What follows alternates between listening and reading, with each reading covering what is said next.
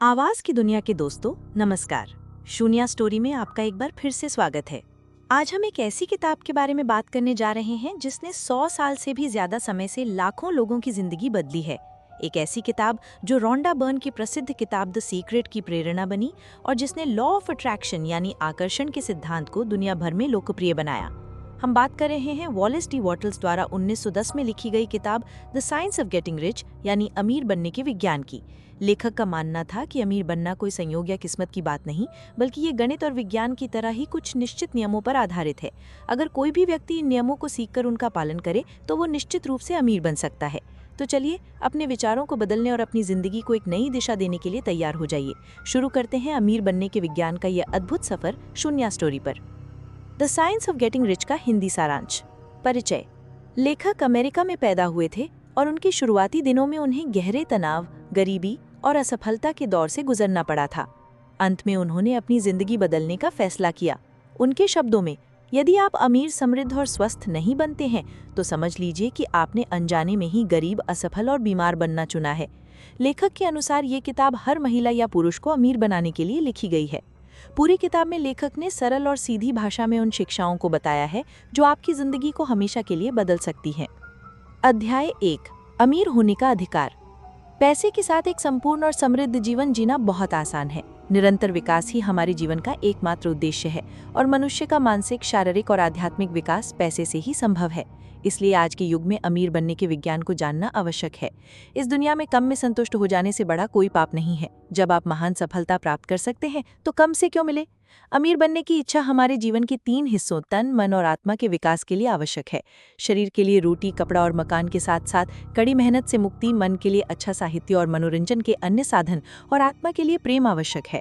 और गरीबी में इन तीनों यानी तन, मन और आत्मा की संतुष्टि नहीं हो सकती।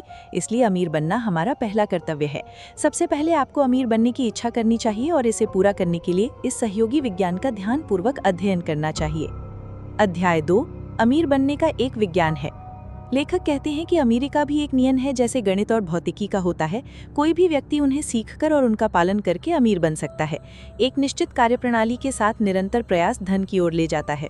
जो लोग अनजाने में इस अभ्यास का पालन करते हैं वे अमीर हो जाते हैं, जबकि बाकी लोग कड़ी मेहनत करने के बाद भी गरीब रह जाते हैं। अमीर बनना किसी विशेष वातावरण या व्यवसाय का परिणाम नहीं है। यहाँ तक कि धन का संबंध बुद्धि, विशेष योग्यता या प्रतिभा से भी नहीं है। अक्सर दुनिया में बहुत प्रतिभाशाली लोग कम प्रतिभाशाली लोगों के साथ काम करते हैं। अमीरी कंजूसों द्वारा पैसा इकट्ठा करने का परिणाम भी नहीं है।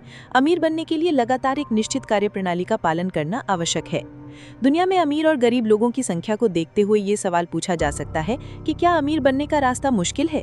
नहीं, क्योंकि प्रकृति ने हमें अमीर बनने के लिए सभी आवश्यक गुण पहले से ही दिए हैं। तभी तो बुद्धिमान, प्रतिभाशाली, मूर्ख, स्वस्थ, अस्वस्थ, मजबूत और कमजोर सभी तरह के लोग अमीर बने हैं। अगर आपके शहर का कोई आदमी अमीर बन सकता है तो आप भी बन सकते हैं। आप तभी अपना सर्वश्रेष्ठ प्रदर्शन कर सकते हैं जब आप अपनी रुचि के काम में हाथ डालें। अगर आपका पड़ोसी उसी व्यवसाय में आपसे ज्यादा सफल है तो इसका मतलब है कि आप दोनों की कार्यप्रणाली में अंतर है। अगर आप अमीर बनना चाहते हैं तो आपको अपने पड़ोसी की कार्यप्रणाली को अपनाना होगा। अध्याय 3, क्या अवसर पर एकाधिकार है? किसी भी व्यक्ति का पैसे पर एकाधिकार नहीं है। प्रकृति सभी को अवसर का लाभ उठाने की अनुमति देती है। चाहे राजा हो या रंक, अमीर या गरीब, नौकर या मालिक, प्रकृति सभी को आगे बढ़ने के समान अवसर देती है।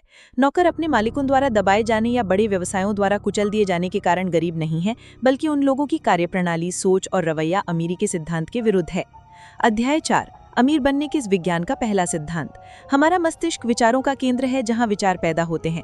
हम जो कुछ भी बनाते हैं वो पहले मस्तिष्क में बनता है। बिना सोचे किसी भी तरह का निर्माण संभव नहीं है। अब तक हमारे सभी प्रयास शारीरिक श्रम से हुए हैं। कोई भी निर्माण, रूपांतरण या परिवर्तन केवल किया जा रहा है। निराकार तत्वों से सृजन के बारे में अभी तक सोचा नहीं गया है। हम अभी भी अपने विचारों को पूरा करने के लिए प्रकृति के साधनों पर निर्भर हैं। बिना शारीरिक श्रम के नए निर्माण के बारे में सोचने के लिए निम्नलिखित मूलभूत तथ्यों पर विश्वास करना आवश्यक है। सब कुछ विचार तत्व से बनता है। ये वो मूल पदार्थ है जो हर जगह दृश्य और अदृश्य रूपों में मौजूद है। वस्तुओं का निर्माण इस तत्व के भीतर पैदा हुए विचार के अनुसार होता है। मानव मन में इन विचारों के माध्यम से वांछित परिणाम प्राप्त करने की क्षमता है। अपने पसंद के कार्यों को करने से आप उस चीज के बारे में सोचना शुरू करते हैं जिस पर आप विश्वास करना पसंद करते हैं। ये धन का पहला नियम है। हम हर उस चीज के बारे में सोच सकते हैं जिस पर हम विश्वास करना चाहते चाहते हैं, ये मनुष्य का ईश्वर का सबसे बड़ा देन है। लेकिन अदृश्य के बारे में सोचना दृश्य की तुलना में अधिक जटिल है, क्योंकि जो दिखाई देता है उससे सहमत होना बहुत सीधा है, जबकि छिपे हुए के बारे में सोचना, उसकी योजना बनाना कठिन है। इसीलिए ज्यादातर लोग इससे भागते हैं। हमारे सामने जो दिखाई दे रहा है उसे स्वीकार करना आसान है, इसलिए जो कुछ भी हम देखते हैं वो हमारी सोच बन जाती है। इसके विपरीत अपनी सोच को तैयार करना और उसे सच करना एक जटिल और सच्चा काम है। केवल उसी के बारे में सोचें या देखें जो आप पाना चाहते हैं, उसके बारे में ना सोचें जो आप नहीं चाहते। उन धार्मिक सभाओं में जाने से बचें जहाँ ये सिखाया जाता है कि धन सभी बुराइयों और आपदाओं की जड़ है। उन किताबों पत्रिकाओं से दूर रहें जो लक्ष्य के विपरीत दिशा में ले जाती हैं। उपरोक्त 3 तथ्यों पर पूरा विश्वास करें, बिना तर्क वितर्क किए उनका पालन करें और उन्हें अपनी आदत में शामिल करें। अध्याय 5 जीवन का विस्तार। विस्तार ही जीवन का लक्षण है। प्रत्येक जीवित पदार्थ अपने लिए निरंतर विस्तार चाहता है। विकास हमेशा जारी रहेगा और जीवन के विकास के लिए बना रहना चाहिए। हमारा मस्तिष्क भी बढ़ना पसंद करता है। प्रत्येक विचार एक नए विचार को जन्म देता है। प्रकृति से अधिक की कामना करना हमारा जन्मसिद्ध अधिकार है। भगवान भी चाहते हैं कि आप अमीर बने। उनका उद्देश्य आपके माध्यम से सर्वश्रेष्ठ का प्रदर्शन करना है। आप भी इस महान कार्य में ईश्वर की मदद कर सकते हैं। प्रकृति की इच्छा है कि आपको वो सब कुछ मिले जो आप पाना चाहते हैं। स्वाभाविक रूप से सब कुछ आपका है। पहले इस सच्चाई को स्वीकार करें। आपका उद्देश्य स्वार्थ से प्रेरित नहीं होना चाहिए, बल्कि बहुजन हिताय बहुजन सुखाय से प्रेरित होना चाहिए। आपका लक्ष्य शारीरिक, मानसिक और आध्यात्मिक रूप से जीवन को बनाए रखना होना चाहिए। यही जीने का सही तरीका है। अभावग्रस्त, अपमानजनक और महत्वहीन जीवन जीना एक जानवर की तरह जीने के समान है। याद रखें, अत्यधिक स्वार्थ और आत्म बलिदान दोनों ही सफलता के प्रमुख अवरोधक हैं। ऐसी रूढ़िवादी बातों पर विश्वास न करें कि भगवान आपका बलिदान चाहते हैं। भगवान चाहते हैं कि आप अपना सर्वश्रेष्ठ प्रदर्शन करें, जिसके माध्यम से आप वास्तव में अन्य लोगों की भी मदद कर सकते हैं। अपना सर्वश्रेष्ठ प्रदर्शन करने के लिए आपको अमीर बनना होगा। ताक झांक, ईर्ष्या और प्रतिस्पर्धा से दूर रहें। अत्यधिक बहस न करें। व्यक्तिगत हित के लिए किसी को धोखा न दें। किसी के लिए योग्यता से कम मूल्य पर काम न करें। किसी और की संपत्ति को तिरस्कार की दृष्टि से ना देखें। असहाय प्रवृत्तियों से जहां तक हो सके दूर रहें। ऐसा नहीं है कि भगवान ने किसी विशेष व्यक्ति को अधिक योग्यता दी है। हम सभी में समान क्षमताएं हैं। आपको एक निर्माता बनना चाहिए, प्रतियोगी नहीं। तब आपको वो सब कुछ मिलेगा जो आप पाना चाहते हैं, और इस क्रम में आपसे जुड़े सभी लोगों को भी लाभ मिलेगा। आपकी अमीरी के लिए आवश्यक धन बनाने के लिए सभी शक्तियां तैयार हैं, लेकिन सवाल ये है कि क्या आप तैयार हैं? अध्याय 6 धन आपके पास कैसे आता है। एक ग्राहक को उसके द्वारा दिखाई गई कीमत से अधिक मूल्य की वस्तु नहीं दी जा सकती है, लेकिन उसे उसके लिए अधिक कार्यात्मक और उच्च गुणवत्ता वाली वस्तु दी जा सकती है। जब आप प्रतिस्पर्धा को छोड़कर निर्माण पर अपना ध्यान केंद्रित करते हैं, तो लोगों की मदद करना आपके लिए बहुत आसान हो जाता है। तब आप दूसरों से लड़ना बंद कर देते हैं और खुद का सामना करना शुरू कर देते हैं। ये तरीका सबसे सरल है। ठोस इच्छा शक्ति से कुछ भी प्राप्त किया जा सकता है, बशर्ते आपकी इच्छा के पीछे अन्य लोगों का भी लाभ छिपा हो। अधिक की कामना करने से घबराने, शर्माने या हिचकिचाने की कोई आवश्यकता नहीं है। ईसा मसीह के अनुसार, मांगो तो तुम्हें दिया जाएगा, खटखटाओ तो तुम्हारे लिए दरवाज़ा खोला जाएगा, खोजो तो तुम्हें रास्ता दिखाया जाएगा। अधिकांश लोग गलतफहमी का शिकार हैं। वे मानते हैं कि गरीबी, त्याग और समझौते का जीवन जीकर भगवान को प्रसन्न किया जा सकता है। वे गरीबी को भगवान द्वारा बनाया जा भाग्य का खेल मानते हैं। अध्याय 7 कृतज्ञता यानी ग्रैटिट्यूड। एक निर्धारित लक्ष्य के लिए मस्तिष्क को नियंत्रित और संतुलित करना आपकी कृतज्ञतापूर्ण दृष्टिकोण से सरल और संभव बनाया जा सकता है। सबसे पहले आपको ये विश्वास करना होगा कि सभी प्रकार की गतिविधियां बुद्धिमान तत्वों से शुरू होती हैं। दूसरा, ये तत्व आपकी रोजमर्रा की इच्छाओं की पूर्ति का एकमात्र स्रोत है। और तीसरा, इसके साथ सामंजस्य स्थापित करने का एकमात्र तरीका कृतज्ञता है। गरीब लोगों का मतलब कृतज्ञता की कमी है। वे कहते हैं कि भगवान ने उनके भाग्य में गरीबी लिखकर उनके साथ बहुत बड़ा अन्याय किया है। ऐसा कहकर वे लगातार उस विशेष कार्यक्रम में बाधा डालते हैं जो भगवान ने उनके लिए तैयार किया है। आप तक पहुंचने वाली सभी चीज़ें एक पूर्व निर्धारित मार्ग से आपकी ओर यात्रा कर रही हैं। आपकी कृतज्ञता इस यात्रा की गति को बढ़ाती है और आपके लिए महत्वपूर्ण चीज़ों तक पहुंचने के और भी रास्ते खोलती है। कृतज्ञता आपके मस्तिष्क को हानिकारक और घातक विचारों से भी बचाती है। कृतज्ञता में निरंतरता की कमी अविश्वास की भावना को जन्म देती है। जिस क्षण मन में अविश्वास पैदा होता है वो ढहना शुरू हो जाता है। जब आप गरीबी या लाचारी पर अपना ध्यान केंद्रित करना शुरू करते हैं तो आपका मस्तिष्क उनसे संबंधित भावनाओं को तैयार करना और प्रसारित करना शुरू कर देता है। एक कृतज्ञ मन हमेशा सकारात्मक विचारों को जन्म देता है। ये लाभदायक परिणामों के लिए प्रोग्राम किया गया है, इसलिए इसे हमेशा लाभदायक प्रभाव मिलते हैं। अपने उद्देश्य को पूरा करने के लिए आपको हर अच्छी और बुरी चीज़ के लिए आभारी होना होगा। अनावश्यक और हानिकारक विषयों पर चर्चा करके अपना समय व्यर्थ न करें। अध्याय 8, एक निश्चित तरीके से सोचना। जो आप चाहते हैं उसे पाने के लिए सबसे पहले आपको अपने मस्तिष्क को उसके लिए प्रोग्राम करना होगा, तभी आपका मस्तिष्क संबंधित तरंगों को प्रसारित कर पाएगा। बहुत से लोग ऐसा नहीं कर पाते क्योंकि वे पहले से ही परिणामों की उम्मीद करते हैं और अपनी इच्छाओं के बारे में हमेशा दुविधा में रहते हैं। ऐसी स्थिति में वे अपने दृष्टिकोण को विचार तत्व तक पहुंचाने में विफल हो जाते हैं। जब आप अविश्वास और संदेह के साथ अपने विचारों पर काम करना शुरू करते हैं तो आप पहले ही अपनी विफलता सुनिश्चित कर चुके हैं। हमेशा बड़ा सोचें। आप अपने भविष्य को वर्तमान की तरह अनुभव करने लगते हैं। अपने लक्ष्य पर नज़र रखें और फुर्सत के क्षणों में अपने विचारों का निरंतर पोषण करें। अलाउद्दीन की तरह सब कुछ आपके हाथ में है। आपको शेख चिल्ली बनने से खुद को बचाना है। अपने सपने को साकार करना आपका पहला उद्देश्य होना चाहिए और ये विश्वास करना कि आप इसे सच कर सकते हैं। अध्याय 9, इच्छा शक्ति को उपयोग कैसे करें। इच्छा शक्ति आपको अमीर बनने में बहुत मदद कर सकती है। अपनी इच्छा शक्ति का उपयोग अपने लिए करें, दूसरों पर नहीं, भले ही यह उसके लिए अच्छा हो। अपनी इच्छा का उपयोग एक निश्चित दिशा में सोचने और वांछित फल प्राप्त करने के लिए करें। अपने विचारों को एक साथ 10 दिशाओं में फैलाने से बचें। आपका विश्वास और उद्देश्य जितना गहरा होगा उतनी ही तेजी से आप सफलता प्राप्त करेंगे। अगर आप अमीर बनना चाहते हैं तो गरीबी का अध्ययन करना ठीक नहीं है। हम विपरीत दिशा में कुछ करके सपनों को सच नहीं कर सकते। बीमारी का अध्ययन करके हम उपचार खोजने की कोशिश करते हैं। पाप को देखकर हम पुण्य सीखने की कोशिश करते हैं। दान या धर्म और गरीबी के विनाश के बारे में संगठनों के मामलों में अपना समय व्यर्थ न करें। केवल अमीर बनने की कोशिश करके ही आप गरीबी से लड़ सकते हैं। कम आय वाले लोगों को प्रेरणा की ज़रूरत है, दया या भीख की नहीं। यदि आप गरीबों की मदद करना चाहते हैं तो पहले आप अमीर बनें, फिर गरीबों को अमीर बनने में सक्षम बनाएं। अध्याय 10, इच्छा शक्ति का और उपयोग।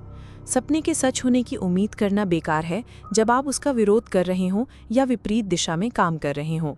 कल की परेशानियों या संघर्षों के बारे में ज़्यादा न सोचें। अपने पूर्वजों की कमज़ोर आर्थिक स्थितियों या कठिनाइयों पर बार बार चर्चा करने से बचें। ऐसा करने से आपका मस्तिष्क हीन भावनाओं से ग्रस्त होने लगेगा। भगवान ने आपके मन में सफलता का बीज बोया है, उसे सकारात्मक विचारों से दिन रात पोषित करें, उसे नकारात्मकता से बचाएं और उसके लिए एक ऐसा वातावरण बनाएं ताकि वह सही दिशा में विकसित हो सके। प्रतिस्पर्धा के रास्ते से अमीर बनने की कोशिश करना प्रकृति के नियमों के खिलाफ है, लेकिन जब वही काम रचनात्मक विचारों से किया जाता है तो सब कुछ बदल जाता है। आपको अपने सपने पर टिके रहना है। अध्याय 11, एक निश्चित तरीके से कार्य करना।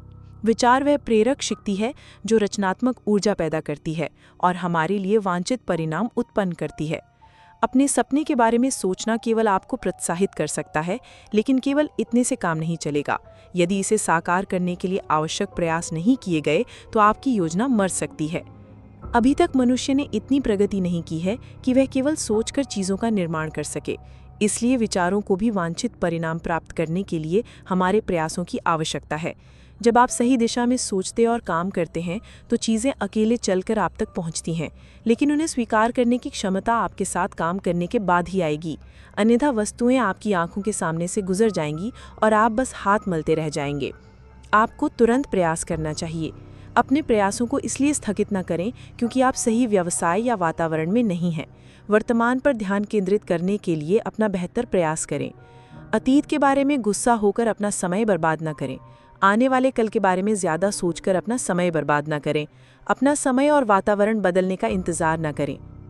अध्याय 12, कुशल कार्य, एफिशिएंट एक्शन।